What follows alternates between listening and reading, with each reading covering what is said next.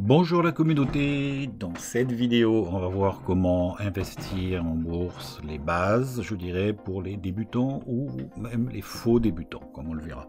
Vous avez dû entendre parler de la bourse, si vous n'y connaissez absolument rien, la bourse pour vous je ne sais pas ce que ça représente, beaucoup d'écrans, des gens qui sont sans arrêt scotchés à leurs écrans.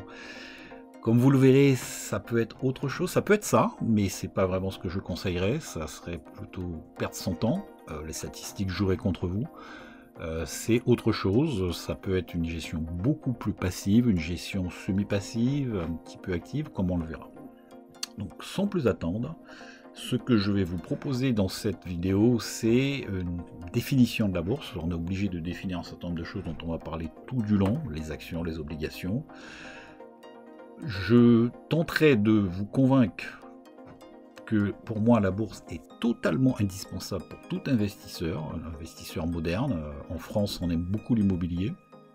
On n'est pas du tout bourse pour plusieurs raisons, parce que déjà on a une retraite qui est pour moi pratiquement un schéma de Ponzi, puisque comme je vous le rappelle, le schéma de Ponzi c'est quoi? C'est le fait que les nouveaux entrants payent pour ceux qui sont déjà là.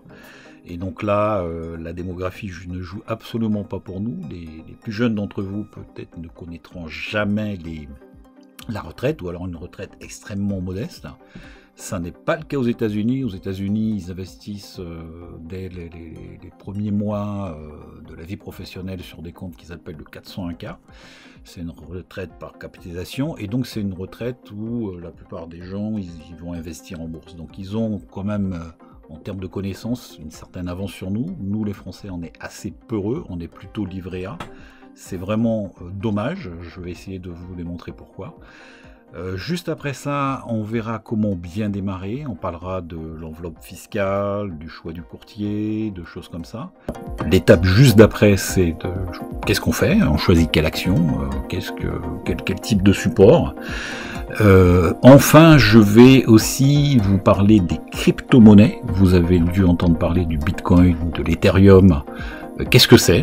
Comment est-ce qu'on peut investir là-dedans? Alors peut-être pas tout de suite, mais quoique, on verra, c'est pas une folie en soi, tout dépend de ce qu'on fait. Il faut savoir ce qu'on fait, il faut pas mettre tout son argent dedans, bien évidemment, mais ça peut être un vecteur extrêmement intéressant. Enfin, je vais vous offrir l'e-book qui m'a permis de support, qui m'a servi de support à cette vidéo. Et cet e-book, donc en fait, vous aurez à peu près tout ce que je vais dire dans la vidéo, mais en plus, vous verrez à la fin, il y aura une liste de ressources extrêmement précieuses. Certaines sont carrément des pépites, vous verrez, et il y aura des liens vers des sites qui sont absolument pas connus du grand public, pour détecter les meilleurs ETF, donc je vais en parler, ce sont des instruments financiers auxquels vous pouvez souscrire, qui ressemblent un petit peu à ce qu'on appelait les SICAV avant en France, mais qui sont beaucoup plus intéressants, comme vous le verrez. Je vous donnerai des liens aussi vers des outils qui vous permettent de scanner le marché assez rapidement. J'ai fait des vidéos entières là-dessus. On appelle ça des screeners d'actions. Vous aurez des sites pour épier les meilleurs investisseurs au monde, des sites qui sont absolument pas connus du grand public ou très peu connus.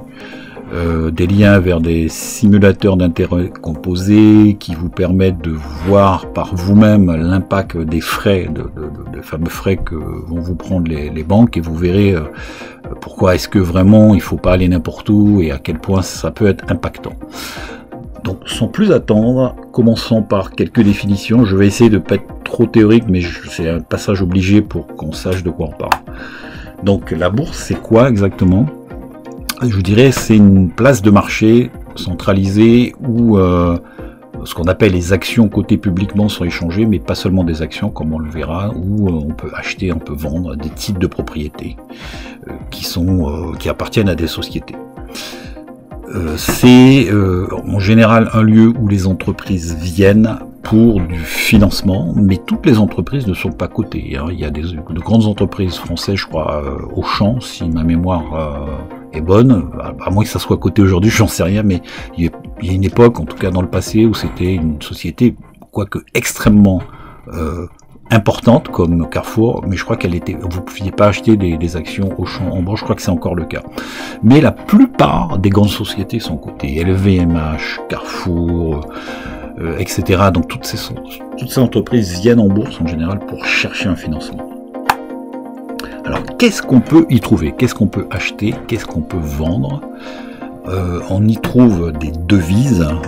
Alors il y a un marché, un marché qui est vraiment spécifique pour l'achat de devises. Il s'appelle le Forex. Je ne vais pas en parler aujourd'hui, je ferai une vidéo spéciale là-dessus, savoir est-ce que ça vaut le coup d'investir dans le Forex. C'est un marché extrêmement sulfuré, à mon avis, à tort, c'est-à-dire on confond le marché et les aigrefins qui tournent autour de ce marché, qui ont vendu à peu près n'importe quoi au particulier. Mais c'est un marché comme un autre, où on achète et on vend des devises. En bourse, on trouve également des obligations, qui sont en quelque sorte des dettes d'État ou des dettes d'entreprise.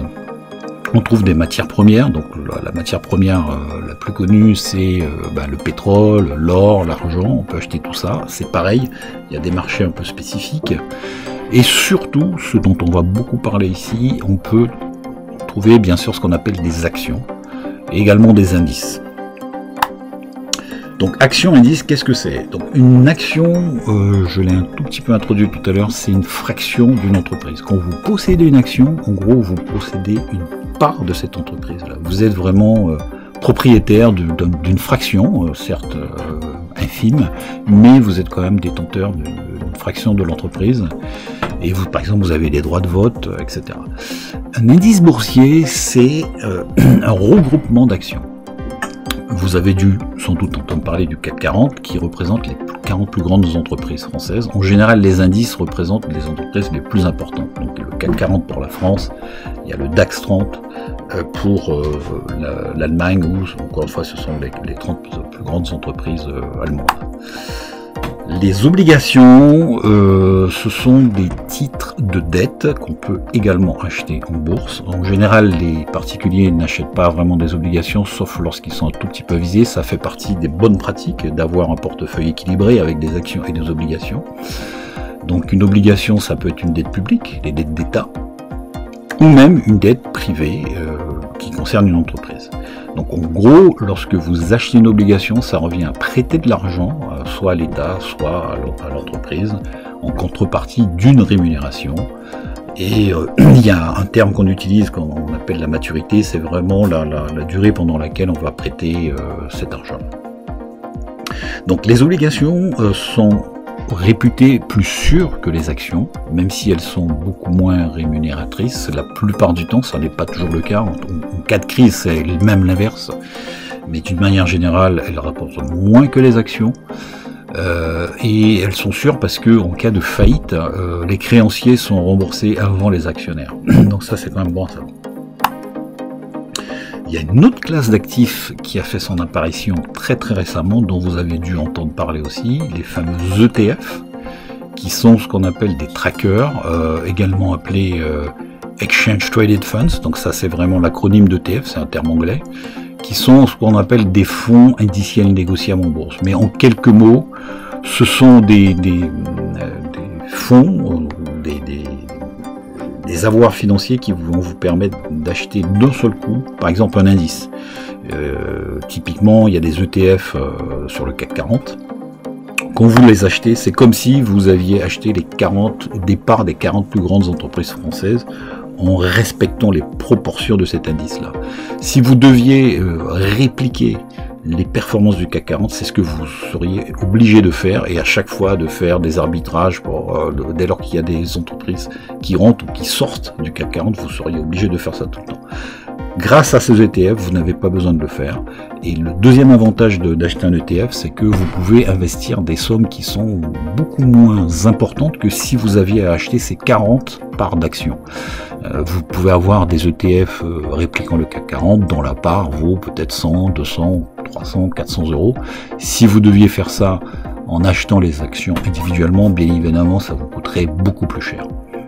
Donc les ETF, Ils ont deux avantages, ils vous permettent de répliquer des indices, ils vous permettent de répliquer les performances de zones géographiques. Vous pouvez acheter des ETF sur l'Amérique latine, les entreprises de l'Amérique latine, les entreprises chinoises, etc. etc. Et donc du coup, ça vous donne cette liberté de pouvoir répliquer ces zones géographiques sans avoir à le faire vous-même, ce qui serait un exercice absolument impossible à faire. Et le deuxième avantage extrêmement précieux des ETF, c'est que comme ce sont des instruments financiers qui sont automatiques, qui sont basés vraiment sur des ordinateurs, des logiciels, des algorithmes, les frais de gestion sont réputés extrêmement faibles. Et comme vous le verrez, les frais sont un facteur clé de choix. On se rend pas compte, mais typiquement, je me rappelle dans le passé, on avait des SICAV, même encore aujourd'hui, hein, des fonds communs de placement, des SICAV, des fonds en euros, sur des assurances vie avec des soi-disant frais pas très élevés de 2%. Mais je vais vous faire la démonstration que 2%, ça peut représenter des sommes colossales sur des années. Donc voilà, les ETF sont vraiment, vous allez en entendre parler de plus en plus, vous avez dû en entendre parler déjà. Ce sont vraiment des instruments financiers extrêmement intéressants, surtout pour les débutants. Il y a aussi des ETF qu'on appelle ETF leverage, donc qui vont utiliser ce qu'on appelle un effet de levier, ce que je vous conseille absolument pas en tant que débutant. En effet, ils vont amplifier une hausse. Typiquement, vous avez un ETF sur le CAC 40 prend 3%. S'il y a un effet de levier de 3, votre ETF va prendre non pas 3%, mais 9%. Mais ça marche dans les deux sens. Hein. C'est-à-dire que si le CAC 40 perd 3%, vous allez perdre 9%. Je conseille absolument pas d'utiliser l'effet de levier aussi bien via des ETF que via des actions lorsqu'on est débutant. C'est la meilleure façon de perdre son argent extrêmement vite. Donc dans ce cas, les ETF leveragés, on les reconnaît parce que ils ont le nom leverage quelque part. ETF CAC 40 leverage par exemple. Alors, pourquoi investir en bourse est indispensable? Comme vous le savez, les rendements des placements dits sûrs, hein, donc sur ces PLCL, CAC 40, etc., ils couvrent à peine l'inflation. Des fois, ils ne le couvrent pas. Hein. Le livret A, par exemple, ne couvre absolument pas l'inflation. Hein. À l'heure où je vous parle, je crois que le livret A est à 0,75. L'inflation, elle est à 2%, et même elle est en train, avec la crise Covid, hein, là on est en 2021, l'inflation, elle est plutôt en train de repartir. Hein. Donc en gros, laisser son argent sur un livret A, c'est s'appauvrir à long terme, hein, puisque c'est ça, l'inflation, ça va grignoter l'argent que vous allez mettre sur votre livret A. Le gros avantage de la bourse, c'est le temps, comme on le verra. Plus on commence tôt et plus les intérêts, les fameux intérêts composés seront importants. Les intérêts composés, ce sont les intérêts qui sont générés avec des intérêts, etc. au fil des années.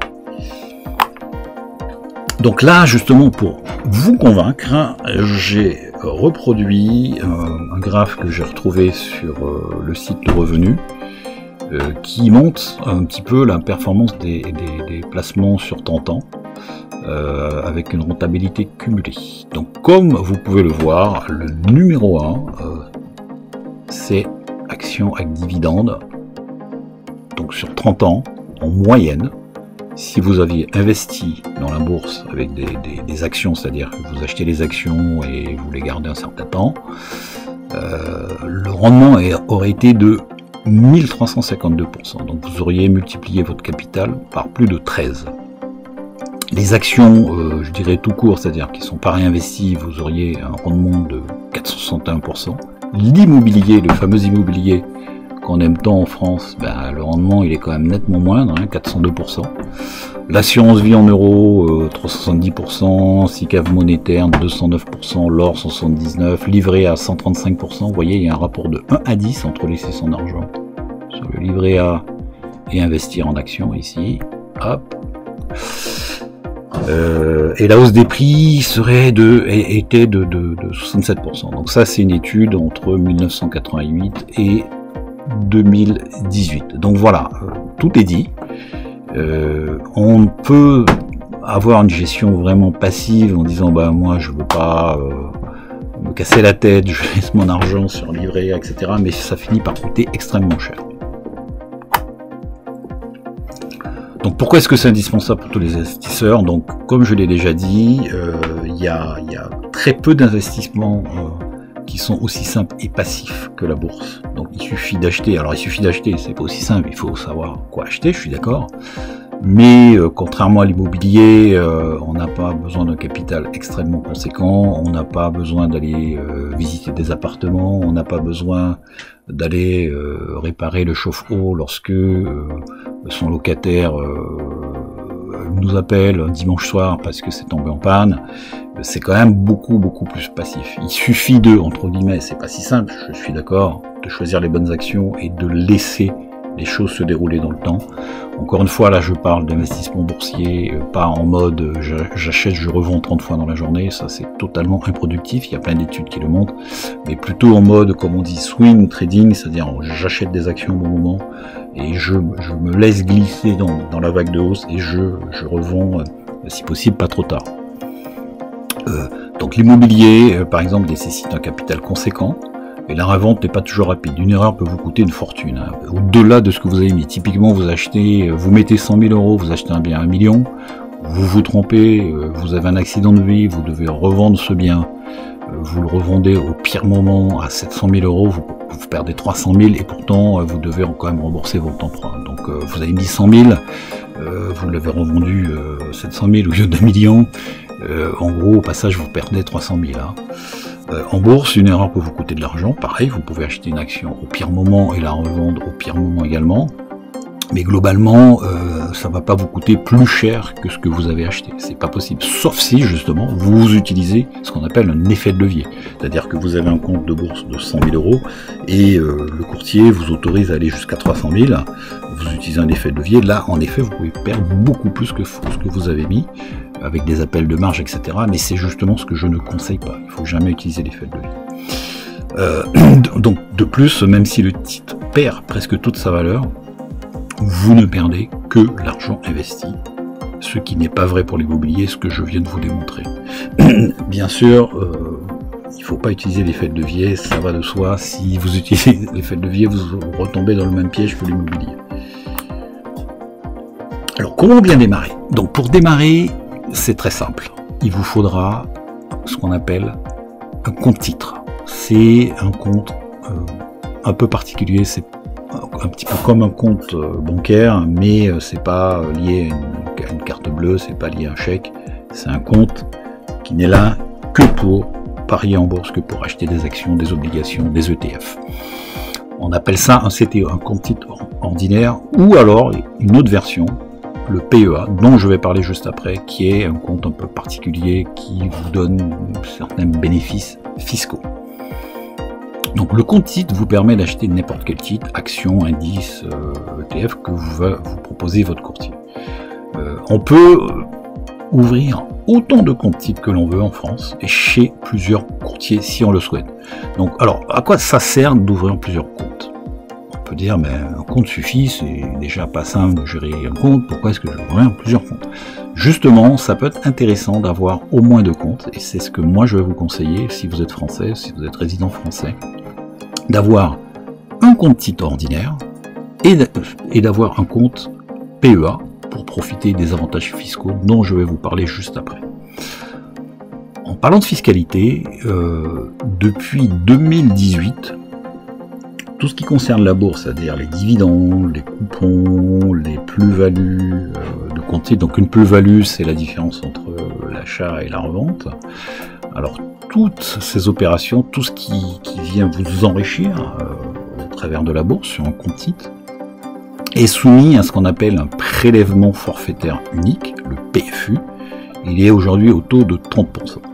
Donc en 2 mots, ça veut dire quoi? Ça veut dire que si vous achetez une action à 100 euros et vous la revendez à 130, il y a une plus-value de 30 euros, vous allez être imposé sur 30% de ces 30 euros, donc ça va faire 9 euros, vous allez payer 9 euros sur les 30 euros de plus-value, donc en gros il vous reviendra 21 euros dans votre poche. Et ça, peu importe votre état de fortune. Donc ça c'est vraiment sur cette base-là que vous allez être prélevé. C'est une espèce, ils appellent ça une espèce de flat tax. Et ces 30% se décomposent en 12,8% d'impôt sur le revenu et 17,20% de prélèvements sociaux. Mais ça, en gros, on s'en fiche un peu. Tout ce qu'il faut retenir, c'est que bon, quand on gagne 100 € de plus-value, ben, il reste 70 € dans notre poche. Alors le fameux PEA, donc comme je l'ai introduit, vous pouvez avoir soit un compte titre ordinaire ou un PEA. Le PEA, c'est quoi? C'est comme un compte titre à quelques détails près. Donc déjà, vous ne pouvez en ouvrir qu'un seul et il est plus avantageux que le compte titre ordinaire au plan fiscal. La fiscalité des plus-values après 5 ans en effet tombe à 0, donc c'est presque un paradis fiscal on va dire, mais à condition de ne pas retirer l'argent pendant cette période. Donc ça c'est la petite contrainte, hein. C'est-à-dire que vous ouvrez un PEA, vous mettez de l'argent dedans, dans le cadre de ce PEA vous achetez des actions, vous les revendez, tant que l'argent circule dans le PEA, toutes les plus-values, etc., tout ça, ça va se cumuler. Et après 5 ans, tout ce que vous avez fait pendant cette période sera taxé 0. Donc si pendant 5 ans, vous avez une plus-value d'1 million d'euros, vous aurez 0 impôt là-dessus. Donc ça, c'est quand même très intéressant. Donc il faut jamais, entre guillemets, le casser. Il ne faut pas avoir besoin de l'argent qu'il y a dessus. Sinon, vous retombez dans le schéma des 30%. Vous devrez malgré tout vous affranchir des prélèvements sociaux. Ah oui, ça c'est un petit détail qu'il ne faut pas oublier. Le capital mis sur un PEA est limité à 150 000 €, donc ça c'est la première contrainte. Donc capital plus plus-value peuvent dépasser cette valeur. D'accord? Ça veut dire quoi? Vous démarrez aujourd'hui, vous mettez de l'argent petit à petit. À un moment, vous êtes au taquet des 150 000 €, de l'argent qui est rentré sur le PEA. Par contre, ça ne veut pas dire qu'à un moment donné, le PEA ne peut pas dépasser en valeur les 150 000 €. Si vous êtes extrêmement talentueux et que vous multipliez par 10 ce capital sur votre PEA, vous pouvez avoir beaucoup plus que 150 000 €. 150 000 €, c'est vraiment ce que vous mettez en capital. Alors, deuxième petite contrainte, avec le fait qu'il ne faut pas le casser avant 5 ans, c'est le choix. Vous êtes limité dans le choix des actions, des obligations que vous pourrez acheter. C'est la raison pour laquelle tout à l'heure je vous ai dit, moi je conseille toujours d'avoir 2 comptes, un compte titre ordinaire et un PEA. Parce que si demain vous voyez qu'il y a une action qui vous intéresse et qu'elle a un très fort potentiel, malheureusement cette action n'est pas éligible au PEA, vous allez ne pas investir dans cette action et ça sera vraiment dommage. D'une manière générale, c'est toujours un très mauvais choix d'investir en fonction uniquement de la fiscalité, de dire ah bah oui, comme au bout de 5 ans je vais payer 0, je ne veux avoir qu'un PEA et donc du coup je vais jouer qu'avec des actions qui sont avec lesquelles que je peux acheter dans le cadre d'un PEA, donc des actions européennes, etc., de certains ETF. C'est vraiment un mauvais choix. Si demain il y a une action qui fait, qui peut faire fois 1500 en 2 ans, en 3 ans, parce qu'elle a fait une super découverte, hein, malheureusement elle ne rentre pas dans votre PEA, vous allez dire ah ben j'ai pas investi, ça serait vraiment dommage. Donc c'est la raison pour laquelle il faut avoir ce deuxième compte titre ordinaire avec lequel vous pouvez absolument tout acheter.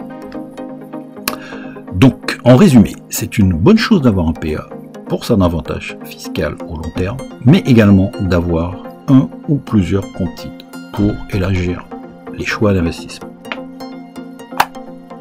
Alors, le choix du courtier. Donc ça, c'est quand même extrêmement important. Donc, avant même de détailler ce qu'il y a là, vous verrez que si vous suivez la règle d'avoir 2 comptes, un compte titre ordinaire et un PEA, le choix du courtier pour les PEA sera assez limité. En général, ça va être des courtiers plutôt français, éventuellement européens.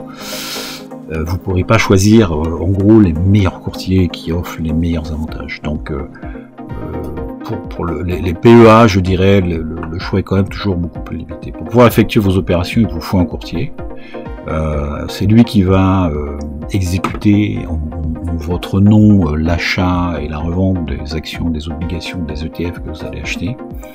Il va garantir cette exécution, la rapidité et le prix le plus juste. C'est un fournisseur de services. Hein. Donc il est impératif que ce courtier exécute vos ordres au plus tôt de manière fiable et authentique. Donc ça c'est extrêmement important. Donc, comme je vous le disais, les frais sont un critère majeur. Hein, je vais le souligner ici.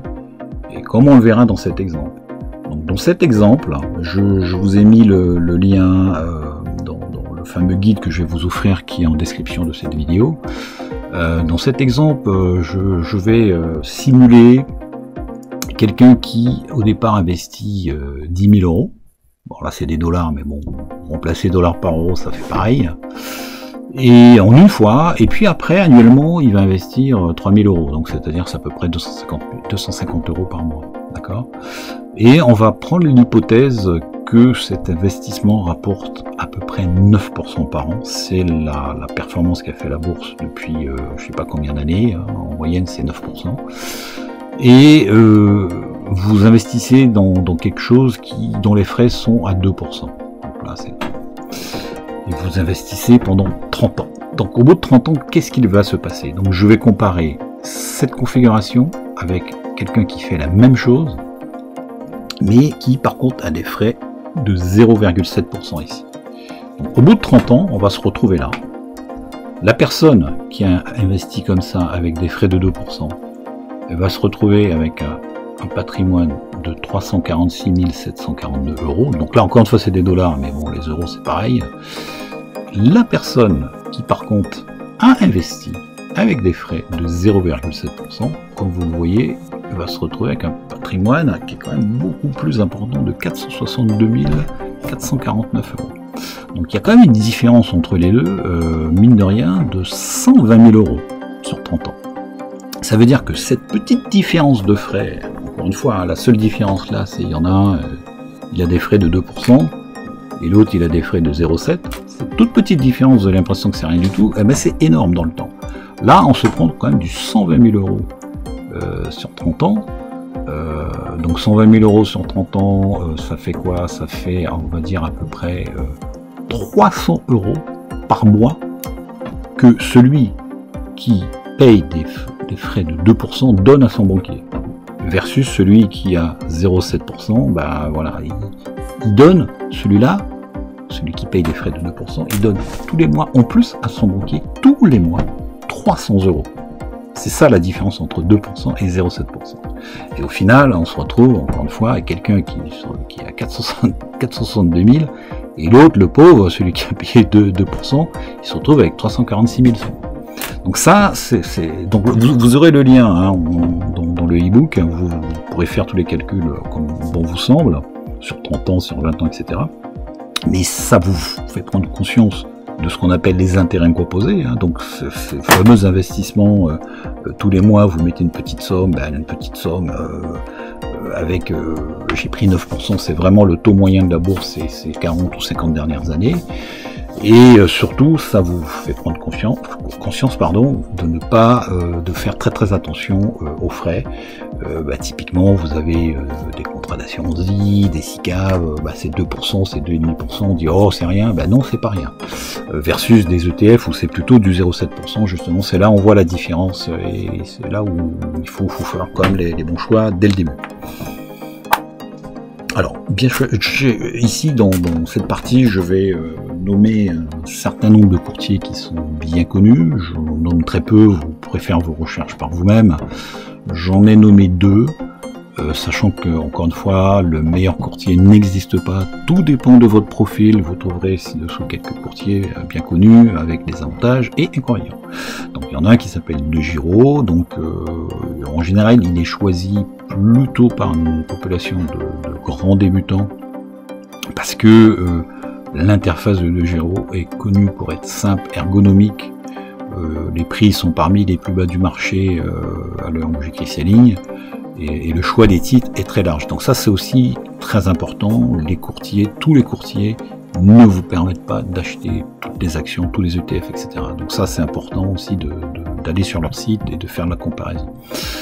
Par contre, les inconvénients que je vois, c'est que la garantie de capital est très basse, à la hauteur de 20 000 euros, c'est-à-dire que s'ils font faillite et que vous avez 100 000 euros, vous vous retrouvez avec 20 000 euros.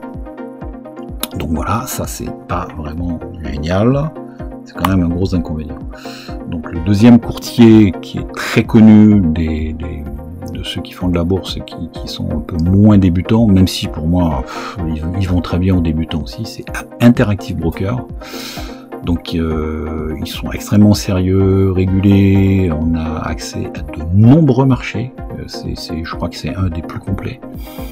La plateforme est puissante et complète, on peut faire du paper trading avec un compte fictif, c'est-à-dire qu'on peut ouvrir un compte fictif et faire des opérations complètement fictives pour voir si on est prêt à faire le grand saut. Les inconvénients qui sont connus, mais bon, je suis pas forcément d'accord, hein. C'est ce qu'on voit un petit peu sur le net, on dit que la plateforme n'est pas idéale pour les débutants, c'est pas tout à fait vrai, elle est pas si complexe que ça. Il y a une exigence de capital minimum de 2000 donc dollars ou euros à tout moment pour pouvoir trader. Bon, ça ok, les frais d'inactivité, si faible activité sur le compte de trading, mais ils sont extrêmement faibles. Il existe beaucoup d'autres courtiers, mais personnellement mon choix va clairement sur Interactive Brokers. Et encore une fois, l'argument de dire que l'interface n'est pas faite pour les débutants, pour moi, ne tient pas vraiment. Elle est tout à fait utilisable. Ok, elle est peut-être moins user-friendly que celle de Giro, mais elle est tout à fait utilisable, même pour un débutant. Vous serez surpris un petit peu au début, mais très vite, vous trouverez vos marques. C'est le courtier le plus utilisé par les utilisateurs les plus avancés, c'est pas un hasard. Donc, moi, je dis autant faire le bon choix de suite, donc je mets le lien ici. Alors, il y a plein d'autres courtiers, vous verrez sur internet, plein de personnes qui vont vous parler de courtiers sans frais, etc. Surtout, ne vous laissez pas berner par ces courtiers qui n'appliquent aucun frais. Comme on a coutume de dire, lorsque c'est gratuit, ça veut dire que le produit, c'est vous. Ils se rattrapent la plupart du temps sur plein d'autres choses, par exemple sur le spread, qui est la différence entre le prix d'achat et le prix de vente d'une action, d'un produit financier. Ils ont des spreads qui sont énormes et ils se rattrapent largement là-dessus et finalement vous n'êtes pas du tout bénéficiaire, même si soi-disant les frais sont de zéro, c'est complètement faux.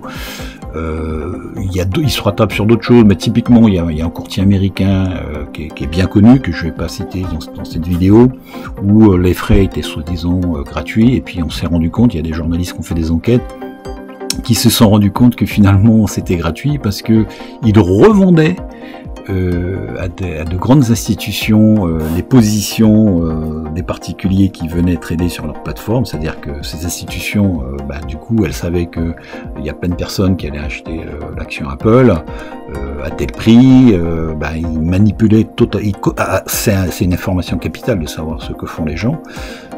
Ils pouvaient totalement manipuler le marché derrière pour massacrer ces particuliers. Donc lorsque c'est gratuit, ça veut dire que le produit c'est vous. Moi je vous déconseille d'aller sur ces plateformes-là, ce sont de fausses bonnes idées. Alors, comment ouvrir un compte titre ou un PEA? Vous avez fait votre choix, peu importe lequel. Pour les PEA, encore une fois, je pense que vous devrez choisir un courtier français comme Boursorama, par exemple, qui est plutôt un bon courtier. Par contre, comme vous l'avez compris, pour un compte titre ordinaire, je vous déconseille de choisir ces courtiers-là. Choisissez plutôt Interactive Brokers. Donc, qu'est-ce qu'il faut faire? Il faut être majeur ou mineur avec un accord d'autorité parentale et de nationalité française pour un courtier en France. Pour un PEA, il faut être fiscalement domicilié en France. Lors de l'ouverture d'un compte titre ou PEA, il vous sera demandé de renseigner un petit questionnaire pour évaluer vos connaissances sur les placements boursiers, pour voir si vous êtes vraiment bleu ou quelqu'un d'avancé, etc. Ce questionnaire a été rendu obligatoire par l'autorité des marchés financiers pour vous protéger. Il permet également de déterminer votre profil d'investisseur prudent, équilibré, etc. Vous devrez bien sûr fournir des pièces justificatives, comme vous en doutez, telles qu'une pièce d'identité en cours de validité, un justificatif de domicile de moins de 3 mois, un RIB, etc. Alors, maintenant on va rentrer un peu dans le vif du sujet, vous avez choisi votre courtier, vous avez votre compte, qu'est-ce qu'il faut faire? Qu'est-ce que vous allez acheter? Comment choisir une action? Alors, il y a deux grandes écoles, mis à part les délits d'initié, bien sûr. L'école, je dirais, un petit peu de ce qu'on appelle l'analyse fondamentale, qui consiste à analyser les fondamentaux d'une entreprise, son bilan, quels sont ses bénéfices, quelles sont ses perspectives, le nombre d'usines, etc., etc. Donc ça, il y a des grands investisseurs, je pense, comme Warren Buffett, ils sont plutôt dans cette école-là, puisqu'ils font des investissements vraiment à très très très long terme. Personnellement, je vous conseille pas d'aller par là. Je vous conseille plutôt un mélange. En tout cas, bien sûr, il faut savoir ce que fait l'entreprise. Est-ce qu'elle va être typiquement ces temps derniers avec le Covid, vous avez dû remarquer que des entreprises comme Moderna, elles ont fait fois, je sais pas quoi, elles sont à 1200-1300% d'augmentation en à peine un an. Ça, c'est lié à l'actualité. Bien sûr, il faut savoir ce que fait l'entreprise, mais pas que. Pour les personnes qui veulent vraiment acheter des actions, et encore une fois, ne pas être dans une gestion un peu plus passive, il faut plutôt, je dirais, s'attacher à ce qu'on appelle vulgairement l'analyse technique, qui s'appuie sur des figures chartistes, censées annoncer des mouvements qui se répètent. Donc j'ai fait une vidéo, pareil dans le e-book, vous verrez le lien, ou vous allez sur ma chaîne, vous allez tout de suite tomber dessus, où j'explique un petit peu les grandes figures chartistes et surtout comment les repérer de manière un peu automatique en s'appuyant sur ce qu'on appelle des screeners. Et donc l'analyse technique en tant que telle ne suffit pas, c'est vraiment, je dirais, je vous mentirais si je vous disais qu'en lisant des graphes, voilà, il suffit on va acheter des actions, c'est pas vrai. Il y a quelque chose qui est plutôt du ressort de la psychologie des foules. Où là, alors on s'appuie aussi sur des graphiques, mais pas pour repérer des figures chartistes bien connues, c'est plutôt pour repérer une conjonction de plusieurs facteurs, les volumes, comment est-ce que les prix ont bougé, etc., qui vont vous donner un petit peu la psychologie des grands acteurs, la psychologie des foules, et qui vont vous donner un avantage statistique certain. Sur ma chaîne, j'ai fait plusieurs analyses où justement j'ai une espèce de routine qui se déroule en plusieurs étapes. La première étape, c'est que je fais tourner des programmes informatiques qu'on appelle des screeners qui vont écrémer le marché à la vitesse de l'éclair et qui vont ressortir justement ces fameux patterns, ces figures qui me permettent de dire tiens, il y a quelque chose d'un peu anormal qui est en train de se passer sur telle ou telle action. Donc ils vont sortir ces screeners plusieurs dizaines d'actions, c'est beaucoup trop, je vais faire un deuxième écrémage où je vais me retrouver peut-être avec une dizaine d'actions et je vais analyser un petit peu le graphique de ces actions pour voir si je confirme ce que me disent ces screeners et si c'est intéressant. Et donc ça va pas me dire les actions achetées, en aucun cas, ça va juste me dire d'observer ces actions dans le temps. Est-ce que la prochaine ouverture de bourse va confirmer ce mouvement de hausse que je pressens? Oui, non, invalidé ou validé. Et donc, suivant le cas, si j'ai suffisamment de capitaux, je vais me placer sur ces actions en priorité. Donc voilà, c'est à peu près ce que je fais. Donc là, je vous conseille vraiment, encore une fois, de suivre cette chaîne parce que je vais faire ça régulièrement. Lorsque mes screeners vont me sortir de telles actions, je vais en parler dans des vidéos. Donc c'est ce que je dis ici. Personnellement, je n'utilise jamais l'analyse fondamentale seule. En tout cas, j'utilise des graphes qui représentent la psychologie des marchés. Donc les effets de rush, les effets de news, des volumes extrêmement importants, bien sûr en m'appuyant sur des screeners, puisque les marchés financiers, il faut savoir, c'est plus de 40 000 actions dans le monde. Il n'est pas question, bien sûr, d'y aller, d'analyser toutes ces actions dès lors que j'ai envie d'investir un petit peu sur les marchés. Une chose que je ne fais pas non plus, c'est de m'appuyer sur ce que disent les journaux, les grandes chaînes comme BFM, etc. Lorsqu'elles parlent d'une action, il est beaucoup trop tard. Justement, le fait de m'appuyer sur des screeners me permet de déceler ces actions avant même que les journaux en parlent. Donc si vous souhaitez faire un choix d'action, la seule chose que je peux vous conseiller, c'est de vous former, de regarder des chaînes comme la mienne déjà. Quand je fais des analyses, j'explique, je dis voilà, mes screeners m'ont sorti ça, et voilà pourquoi. Ça peut être potentiellement intéressant.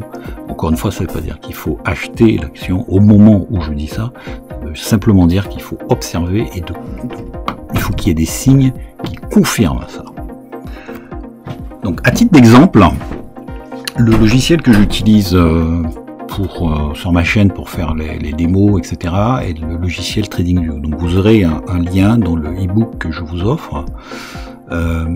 Récemment, mes screeners, donc les fameux programmes informatiques que je fais tourner de manière quotidienne, m'ont remonté cette action qui s'appelle Valneva. Alors pourquoi est-ce que cette action est remontée?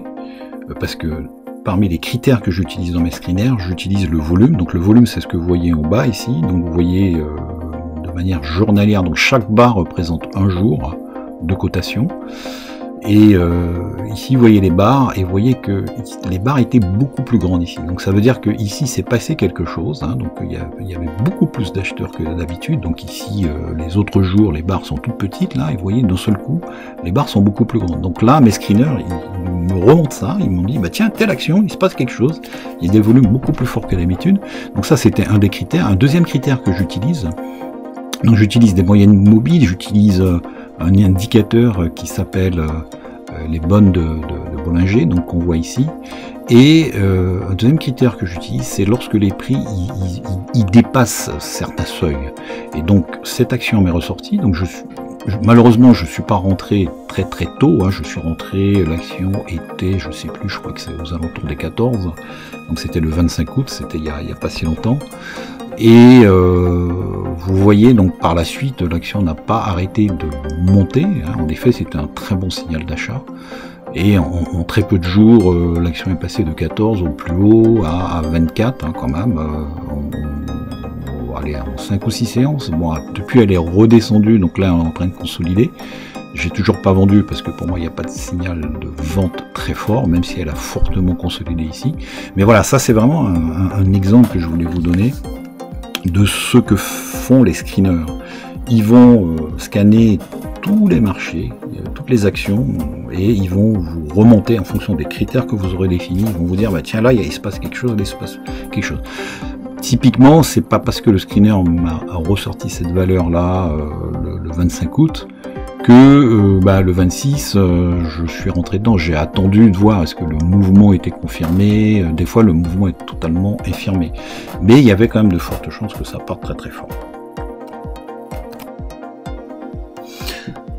Donc, ça, c'est, je dirais, la méthode où vous allez choisir vos actions vous-même. Alors, je vous cache pas que ça n'est pas forcément simple, il faut se former, il faut surtout pas faire confiance à Tata Jacqueline qui travaille à la BNP qui a un tuyau, ou l'oncle Jacques qui est à la Société Générale, qui lui a aussi un tuyau. En général, ce sont des tuyaux percés.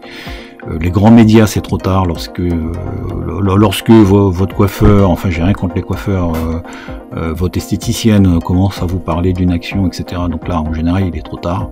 Il faut se former, il faut savoir détecter ces patterns. Malheureusement, je peux même pas vous conseiller une formation, elles sont horriblement chères. Il y en a qui sont bonnes, mais je n'oserais pas vous en parler parce que ça coûte vraiment des milliers d'euros. Ce sont des formations que j'ai personnellement suivies. Je pense qu'elles pourraient être beaucoup moins chères. Et ça, c'est une autre histoire. Donc, il y a une autre solution lorsqu'on est débutant.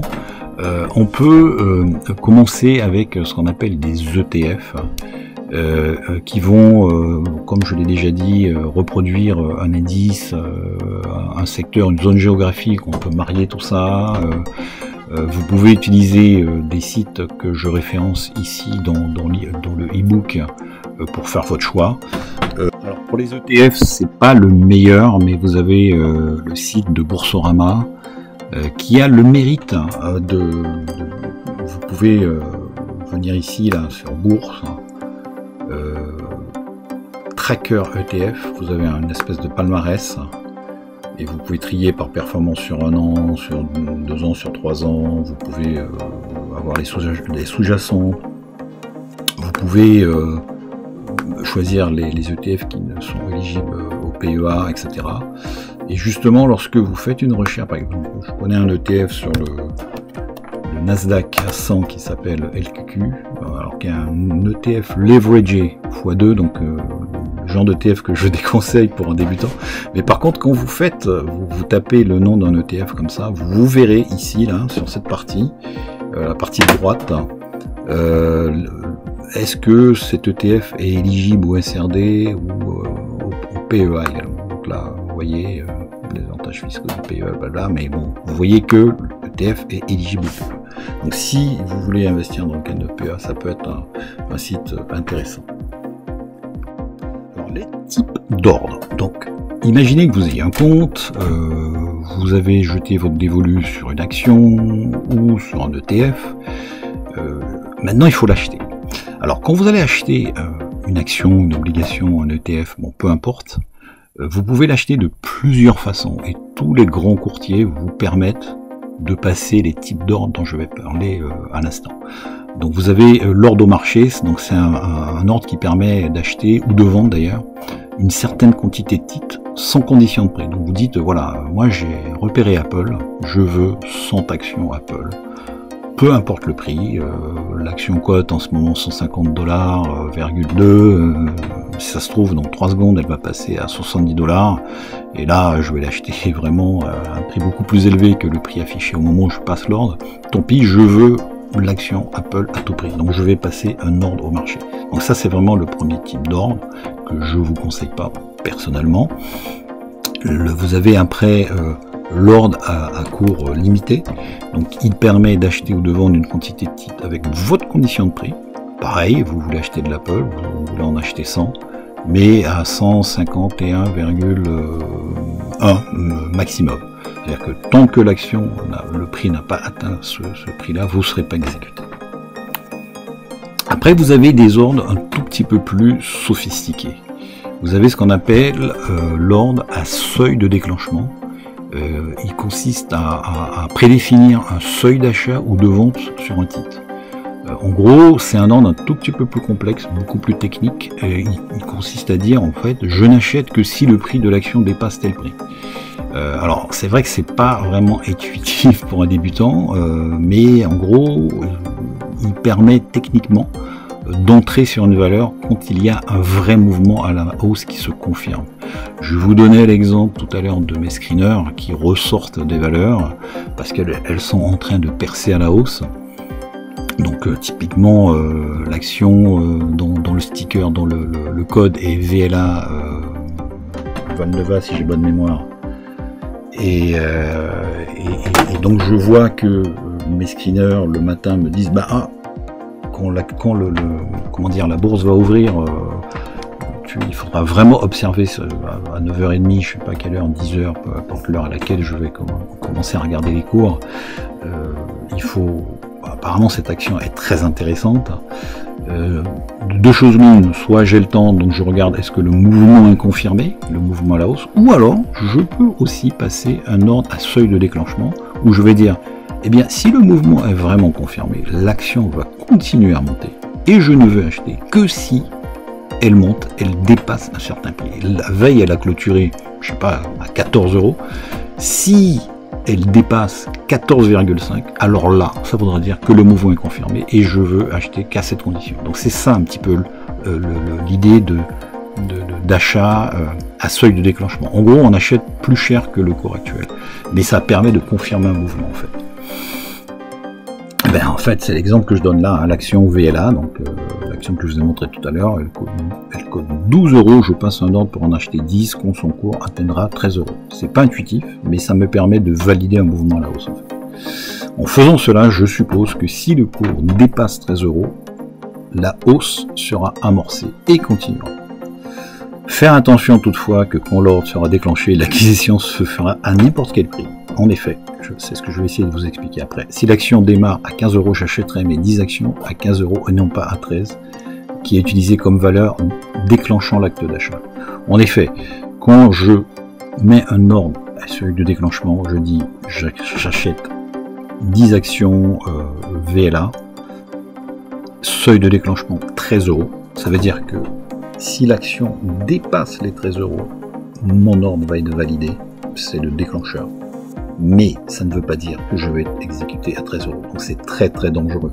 C'est-à-dire que je peux très bien être exécuté à 26 € si l'action est en train d'exploser. Et c'est peut-être pas ce que je veux, parce que si à l'ouverture du marché, il y a énormément d'ordres, elle va passer de 12 à 26 €, et puis peut-être pour retomber plus tard à 15 €. Donc c'est là où l'ordre à plage de déclenchement intervient. Donc l'ordre à plage de déclenchement comme l'ordre à seuil de déclenchement, il permet de faire à peu près la même chose, sauf que là, il va me permettre de définir une borne. Donc il consiste à prédéfinir un seuil d'achat, comme tout à l'heure, ou de vente. Cela revient à dire, je n'achète que si les prix de l'action dépassent tel prix, tout pareil que tout à l'heure. L'ordre à plage de déclenchement permet de mettre une limite cette fois au passage d'ordre une fois le seuil déclenché. Donc comme l'ordre à cours limité, l'ordre à plage de déclenchement permet de ne pas acheter au-dessus d'un certain montant.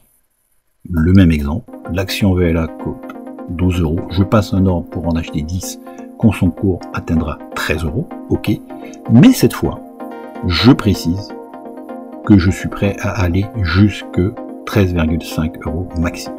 Donc c'est la différence entre l'ordre à plage de déclenchement et l'ordre à seuil de déclenchement. Il y a une borne, cette fois. Alors, je vais aussi vous parler de sites dans le e-book que je vous offre qui permettent de connaître les secrets des grands investisseurs, car c'est extrêmement formateur. Les Ray Dalio, tous les grands fonds, il y a 2 sites qui vont vous permettre de les épier et qui ne sont pas forcément connus. Et vous verrez exactement qui a acheté quoi récemment, qui a vendu quoi. Ça va vraiment vous donner des idées de la direction que prennent ces grands investisseurs. Et ça sera extrêmement formateur pour le débutant, ou même si vous n'êtes pas débutant, parce que ce sont vraiment de très grands investisseurs successful.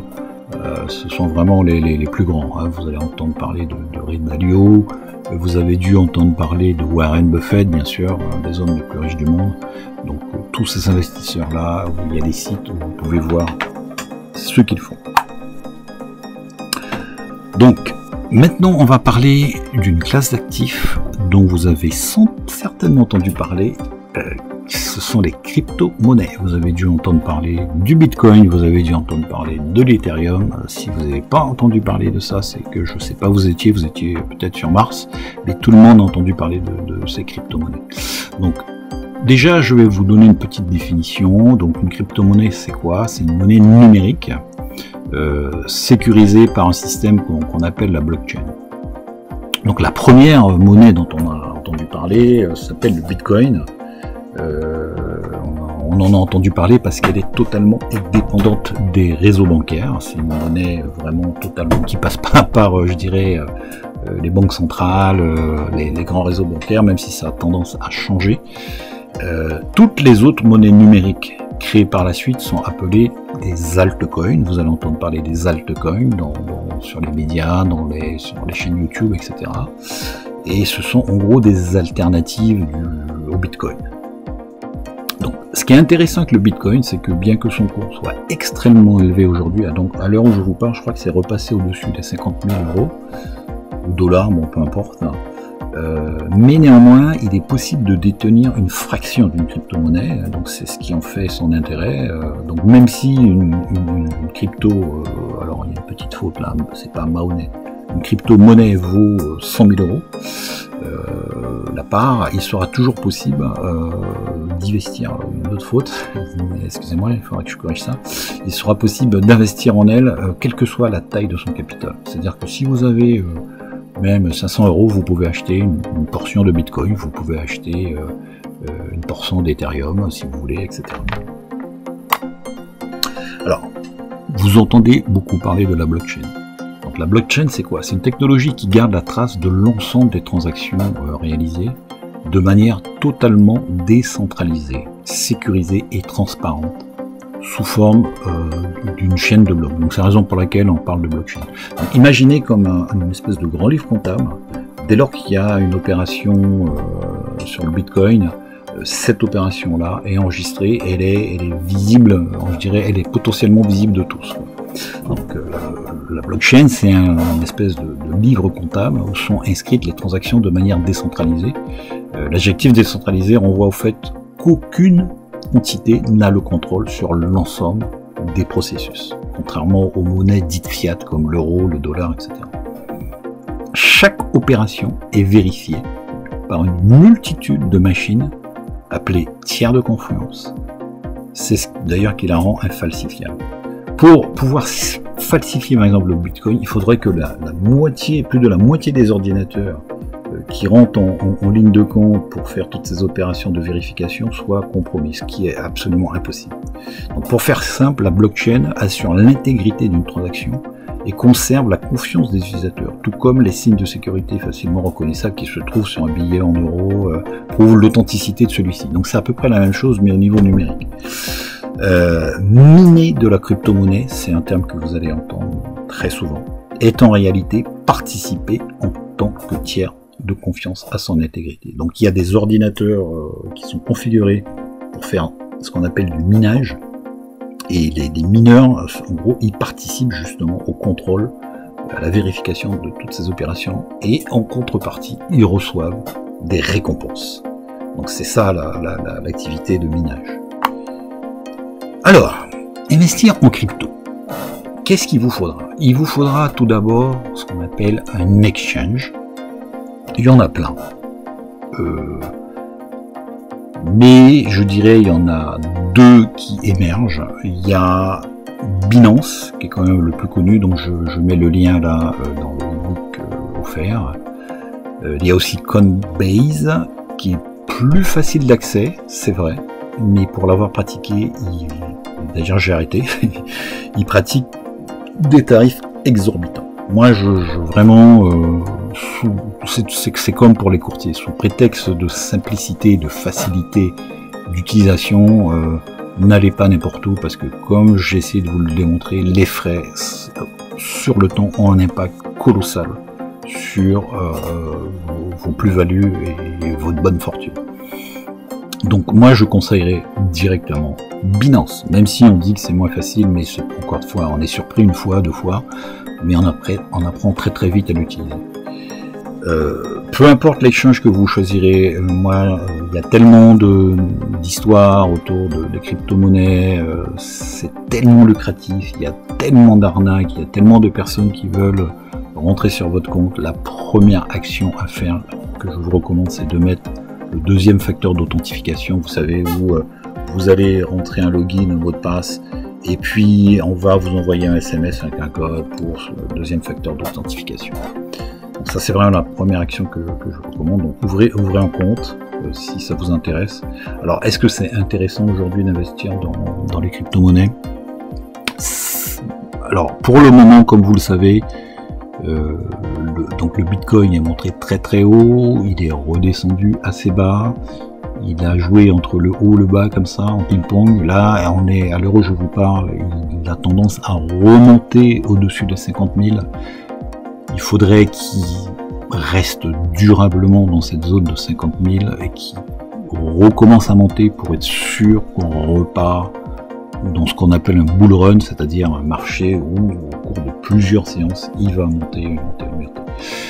Quoi qu'il en soit, si vous êtes intéressé par les crypto-monnaies, vraiment mettez très peu. Mettez peut-être 1-2% de votre capital au maximum, d'autant plus que vous êtes un débutant, si c'est le cas. Mais à terme, il sera extrêmement difficile d'ignorer les crypto-monnaies, parce que ça va être une source d'enrichissement certaine. C'est vraiment une révolution. Il y a beaucoup d'arnaques, mais il y a beaucoup d'opportunités aussi. Je ferai une vidéo vraiment dédiée aux crypto-monnaies. Ça nécessite vraiment beaucoup de temps pour expliquer les opportunités qu'il y a dans ce monde-là. Il y a les opportunités comme les actions en mode achat-revente, mais il n'y a pas que ça. Il y a ce qu'on appelle le stacking, il y a le fait de parier sur des espèces d'œuvres d'art numérique, il y a énormément, il y a diverses façons de rentrer dans ce monde de la crypto-monnaie et de faire de l'argent avec. En tout cas, on ne pourra pas ignorer ça dans le futur, j'en suis persuadé. Donc là, j'ai mis comment acheter des crypto-monnaies sur Binance très rapidement. Vous pouvez même utiliser une carte de crédit pour alimenter, pour mettre 100 €, 200 € juste pour voir, éventuellement. Et elle pourra être utilisée lors de l'achat de ces crypto-monnaies. Donc c'est quand même un site qui est quand même assez sûr, surtout si on utilise le deuxième facteur d'authentification. Donc comment acheter des cryptos? On peut acheter des cryptos par virement bancaire. On peut aussi, il y a plein d'autres moyens, peut-être que vous connaissez pas, Simplex, Paxful, etc. Et comme je l'ai dit, il y a de nombreux autres moyens de faire de l'argent avec les cryptos, autres que l'achat-revente. Ceci nécessitera une vidéo, un e-book en tant que tel. Et donc là, on a fini cette présentation. Donc comme je vous le disais, je vous offre un e-book que vous trouverez dans la description de la vidéo. L'e-book m'a servi comme support à cette présentation, mais pas que. À la fin de l'e-book, vous verrez, il y a énormément de liens sur des ressources utiles. Comment épier les grands investisseurs, comment choisir ses ETF, les 40 meilleurs ETF à choisir pour un Européen, etc. etc. Des liens vers les screeners si vous voulez faire des choix d'actions avec plein de critères techniques, etc. etc. Vraiment des liens extrêmement utiles pour vous. Et voilà, j'espère que cette vidéo vous a plu. Elle m'a demandé un certain temps, donc pendant ce temps-là, je n'ai pas publié mes vidéos usuelles où des fois je vous dis, ben voilà, sur telle action il se passe telle chose. Ça ne veut pas dire encore une fois qu'il faut l'acheter, je ne suis pas conseiller financier. Je ne vous donne que mon avis. La décision vous appartient, mais ça vous permet de repérer des actions éventuellement qui peuvent être intéressantes. Mais c'est à vous de les observer et au final, c'est à vous de prendre la décision. Par contre, pour que ça soit efficace pour vous, il faut à tout prix que vous vous abonniez à ma chaîne, mais pas seulement, ça n'est pas suffisant. Il faut activer les cloches de notification pour recevoir les notifications en temps réel. Quand je publie la vidéo, des fois, il faut vraiment aller la regarder, même si c'est très rapidement, parce que c'est au moment où je publie la vidéo que les choses se passent. Voilà, je vous remercie pour votre attention et je vous dis à bientôt. Voilà, cette vidéo touche à sa fin. N'oubliez pas de vous abonner à cette chaîne et d'activer les notifications pour être prévenu d'une nouvelle vidéo. N'oubliez pas de mettre un pouce bleu également. Merci, à la prochaine.